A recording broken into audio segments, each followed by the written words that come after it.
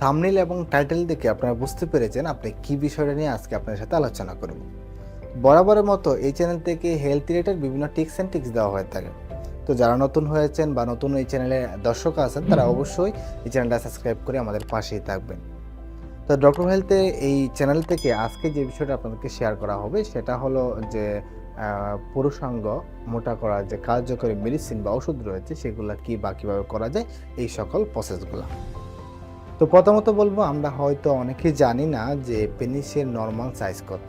সেটা হলো 12 থেকে 13 ইঞ্চি। অনেকে হয়তো বিষয়টা হাসাহাসি করতে পারেন বা অনেকে হয়তো ভাবতে পারেন সেটা তো আমাদের নেই বা আমাদের কিভাবে এটা হতে পারে।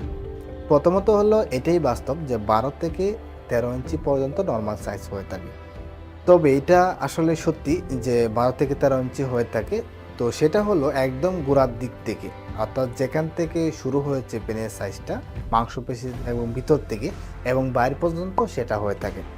তো অনেকের যদি ভিতরে বেশি হয়ে থাকে বাইরে কম হয়ে থাকে, বা অনেকের বাইরে কম হয়ে থাকে ভিতরে বেশি হয়ে থাকে। তো অনেকে আবার বলতে পারে যে আমার কম হয়ে থাকে কেন বা কম হয় কেন। তো এই ক্ষেত্রে আমরা বলতে পারি, অনেকে যারা মাস্টারবেশন করে থাকে দীর্ঘদিন যারা মাস্টারবেশন করে, সেক্ষেত্রে কিন্তু তাদের সাইজটা অনেক সময় ছোটো হয়ে যায়, কারণ দীর্ঘদিন একটা পেশির বা একটা মাসলের উপর যদি প্রেশার পড়ে থাকে সেক্ষেত্রে কিন্তু এই সমস্যাটা হয়ে থাকে।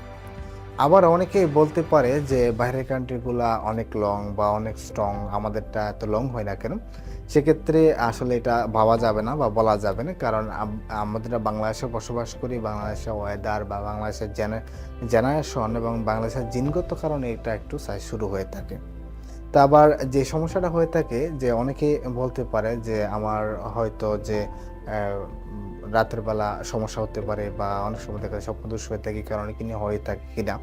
এক্ষেত্রে আপনার এই সমস্যাটা হয় না, তবে যেটা হয়ে থাকে যে স্পার্ম কাউন্ট বা যে দীর্ঘ সময়টা ছিল সেটা কিন্তু কমে যায়।